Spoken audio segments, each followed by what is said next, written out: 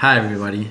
Today I'm going to talk to you about the concrete footing estimation for the option number one, which is the forensics building. Uh, I do hope that this video help you and your team, whether or not you pick option number one or two. And again, on this video, I'm going to show you the steps that we took to make the estimation and also the things that we added to a report that were important for us. You can add more things or you can put less things. It's completely up to you. So again, to start, on the structural notes, you can find some very important information over here, like the comprehensive strength of the footings. Something else that you can find very important for a report is the other details of the footing section, like for example, the layout of the reinforcement bars. And then for the quantity takeoff part, you're going to start the overall plan. You're going to have here your footing schedule. And this is very important because on this project, we're only going to do the concrete footings. We're not going to do the wall footings. This is already stated. So you're only going to focus on the square shape footings. You're not going to focus on the linear shape footings. Because of the footing schedule is right here and there's no labels on how many footings there are of each one of them, you have to do quantity takeoff on different pages. We went ahead and did that for every one of these pages, but in order to keep them all together, we copy and paste the legends on one single page so we can have all the footings and the footing schedule all on one page. This is very helpful at the time that you're going to start your estimations. You only need this page in order to get everything that you need. This, and for the reinforcement information, you're going to need the information for number 6, number 8, number 9. How do you get that? You go to the reference page on Canvas, reinforcing steel weights and measures. So you're going to use number 6, number 8, and number 9. This is going to be very helpful for your estimation process. For example, number 6 was used for 5 and 10. Number 8 was used for number 12 and 13.5. And number 9 was used for the rest of them. Report. We decided to put all of our calculations on the description. We also included the line number, the quantity, the unit of measure, and the materials. As you can see, because of the many steps of creating a concrete footing, you have to include formwork, rebar, concrete, placing of concrete, placing of rebar. 5 items for one footing. So you can see why it was 4 pages long of estimation. And that's it. I hope it helps. Hello everyone. Today I'm going to talk to you about the cost estimation report for Division 5. We are using the forensics building as a reference. I still hope that this video help you and your team for the Division 5 estimation, whether or not you're using the same building for the final report of the comprehensive estimation class. So first and foremost, we're given the instructions to just estimate area A on level 2. That's very important because as we can find on the drawing S20, there's only a section that actually goes above level 2 on area A. You can see over here in the east side how area A only has this section over here that goes above level 2. This is blank and this tiny section over here is blank. So you're only going to be working with this height right here. Just make sure to scale your drawing first so you make sure that you're working with the right height. In my case, after scaling it to 1/16 of an inch, I found out that this was 13.5 feet of height. So I used that for the columns, for example, of this area. So going again to the next step, I started doing the quantity takeoff for the beams, right? not only for the beams, but as well for steel joists that were also asked to be uh, estimated on the report. So I just went ahead and differentiated them by colors. Of course, we have this beam right here, this beam as well, and the ones in blue are the steel joists. We haven't previously worked with steel joists, and unfortunately, we are not giving any references on the AISC uh, when it comes to steel joists. So you might need to go online to look for more references uh, regarding the nominal weight. I did find a really good one, which I'll put right here. You can use this website to select the kind of joist that you're using, and it's going to give you the information on the nominal weight. The fun fact, though, is that uh, since this is a cost estimation report through ours means, if you find the item that you want to estimate and the unit of measure is linear foot, as long as you do your quantity takeoff, that's fine. That's all you need. As long as it includes the materials cost, the labor cost, and the equipment cost. So you're going to be fine as long as you find also the right description for each item. Uh, which in my case, I found them, but for almost all of them. But that's usually not an issue with us because we learned how to modify some items that were close enough to the ones that we need. So you can see over here that the items that I found, I only modified three. And what I mean by modifying, I just changed the material cost. Uh, Basically, by a rule of three.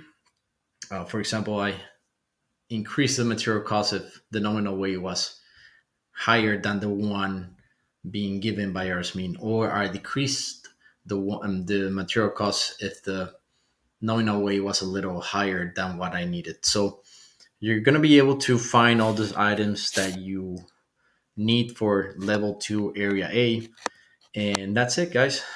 I hope this video helps you, and good luck for the rest of the semester.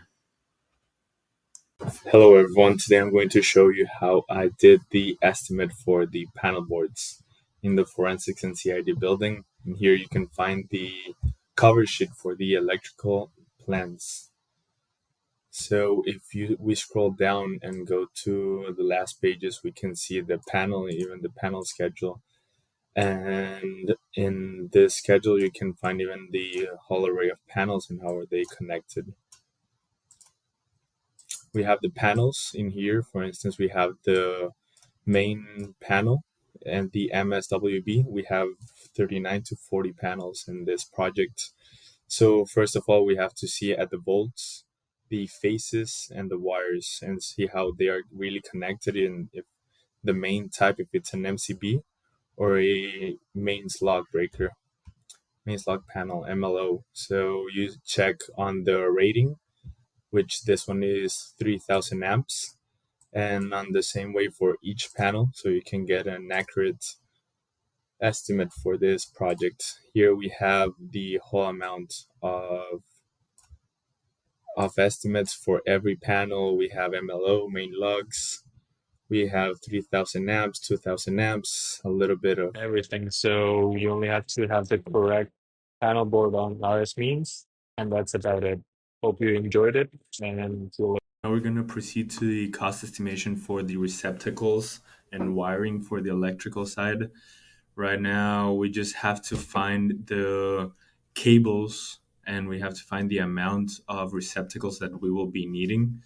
So first of all, I try to look around the specs and the cover sheet to find the specifics, the specific sizes for the wires, but I could not find them. So I just did an assumption that I could not find it, but I'm doing this estimation based on a previous project. So 0 to 50 feet would be a number 12 wire, 50 to 100 a number 10, and plus 100 a number 8. If in a real project we receive the specifications in the future, we can update this estimate quickly. So this is what we did. Here we have all the receptacles. You can find all the receptacles in here. We have single receptacles, duplex, and double duplex. So, for instance, this is a duplex receptacle. We have a junction boxes as well, and we have, I believe, three double duplex. So that's the amount. We have the totals in this screen, in this table. Sorry, we have 113 duplex receptacles, three double duplex, and 12 junction boxes. Then we just wired from the circuit to its panel board. So this is one AL1, which is the panel board, and circuit number 27. This doesn't have another receptacle, so this goes alone directly to the panel board 1AL1. So this is alone. We have one AL2 number 10, this that are connected with these three receptacles, and so on and so forth with all the different receptacles and wires. So at the end, we had a total of almost 5,000 feet of, of wires for number 8, 10, and 12. And that's for the wiring and the receptacles, having in the total of almost 30,000, so 28,662 for the estimate for this section. Now we're going to go to the mechanical equipment. So to do the mechanical initially, we do have to go to the schedule in the mechanical plans. And for instance, we have the AHU units in here. We have two AHU units. We have the fan schedule, which we have like 12, and we go to a total CFM on each one, and we cost estimate based on the CFM. We also estimated the AC units, the all the difference, trying to use 3025 or all the CFMs, and the cooling, the MBH, and the manufacturer. What I did was check prices online to being Mitsubishi PKA 12LA to 8.5 MBH, for instance, or 550 CFM, depending. And then for the chillers, which is the last one, would be with the nominal tons of cooling that the chiller can have. So in the total of the mechanical equipment, we have a lot of equipment, but 694,000 for the extended total. So that's a great amount, and hope this is for good use. Thank you. On this video, I'm going to talk to you about the estimation report for the lighting fixtures on level 1 area A for the forensics building. This is only the lighting fixtures. This is not the wiring process of the lightings. So that's going to be in another video and another estimate. So thank you for joining. I still hope that this video helped you and your team, regardless of the building that you picked up for the final project. So let's start. So since we're only working on level 1 area A, I make sure to have the right set of plans to start my quantity takeoff. Before I start my quantity takeoff, I make sure to identify all the lighting fixtures around the plan, and I create a tool chest. This is going to be very helpful because once I finish, I can create a legend over here, and I basically copy this legend, and I like to keep it close to me at any time. So I copied that legend, and I find the lighting schedule within the same set of plans. And the reason why it's so helpful is because with this list right here, I can easily identify the items within the really big list. I'm only going to focus on the ones that are included within this area. So you can see the ones that are highlighted over here. Those are the ones that I'm going to include on my report. So basically, we're given the manufacturing information, catalog information, source, and this is going to be very helpful because, for example, for the sources, we can see that it's only LEDs that we're working with in this scenario. So that's going to help us find the right item on our screens.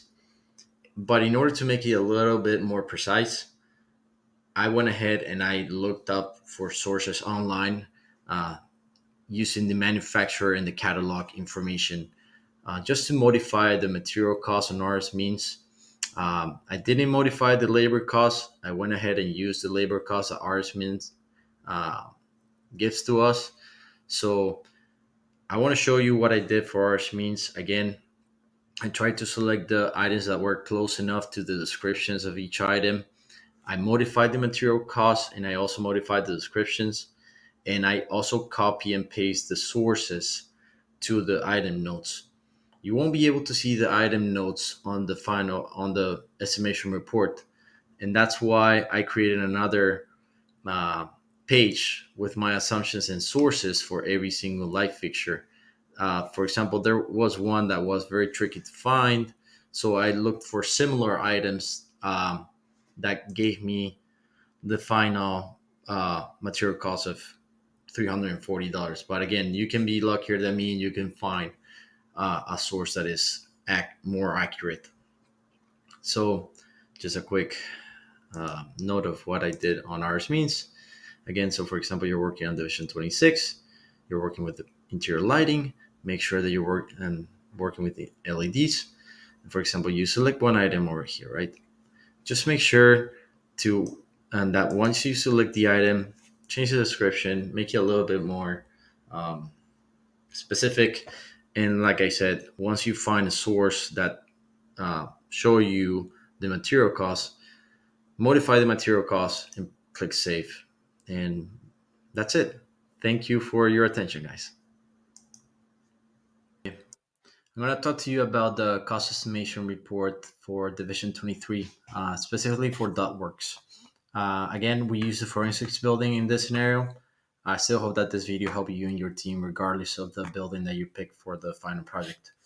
So, first of all, we're given the instructions to just estimate level 1 area B.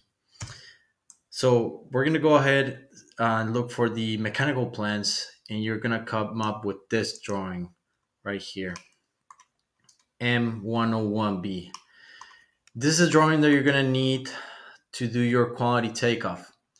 As you can see, um, there's a lot of different sizes, and it's going to be very helpful for you to come up with the tool chest. Unfortunately, Bluebeam cannot create a legend so long. This legend right here is not the complete legend, but from what we learned on the worksheet, with the markups that you do with your tool chest, you can export that complete list, to Excel. Within that Excel, you're gonna have subject and length, right? You're gonna need to add a few more columns that I'm gonna show you right now. You're gonna need to add width, height, thickness, volume, unit weight, pounds per cubic feet, uh, the total weight, and the surface area. Um, on previous worksheets, we were given the references uh, to come up with those numbers. Just make sure to put those reference uh, in your report, like I did over here. You can find these three references in the videos, and also these references in the website of the worksheet itself. With this reference, you can only work with circular, and with this reference over here, you can work with a rectangular. Just make sure to follow and to differentiate them exactly. Um, and also, you can find here the volume equation and the surface area equation that you're going to need for the hollow rectangle prism and the hollow cylinder. Again, these were a few additional assumptions that we did, that we use for the estimation report. A big one is this one right here. We assume that all were metal ductworks, so the unit weight used is the same for every one of those, besides um, the flexibles ones, which are only two. So you're gonna need those numbers. It's very important. But again, just make sure that you just write down all your assumptions so people can follow uh, your steps and understand why you came up with these numbers. So after setting up the equations, coming up with the total weight, coming up with the surface area, you're going to come up with these two very important numbers that you're going to need for your RS mean equation and for your RS mean estimation. You're going to go to your RS mean. You're going to create a new one as always. always pay for Myers, and you're gonna start looking for those items. And as you can see, the units are pounds and square feet. But please don't forget about your flexible ductwork. There's only two of those. There's only 6 inch and 10 inch. Um, if you find others, great for you. But um, please make sure to add those to your estimation, and don't forget about the insulation details. You can find those insulation details on the specs, especially on volume 3. It talks a little bit more about the insulations over there, so you can find those items on ours means.